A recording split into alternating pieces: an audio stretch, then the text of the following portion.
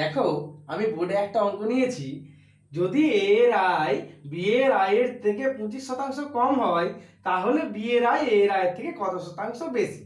আমার 25% কম বলে দিচ্ছে, 25% মানে 1/4।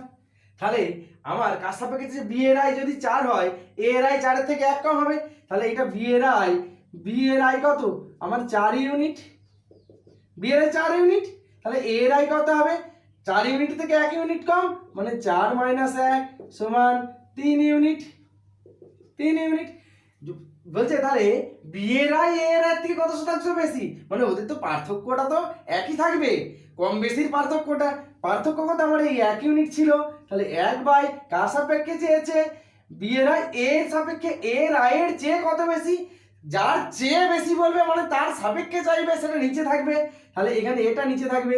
এর মান কত বেরিয়েছে? 3।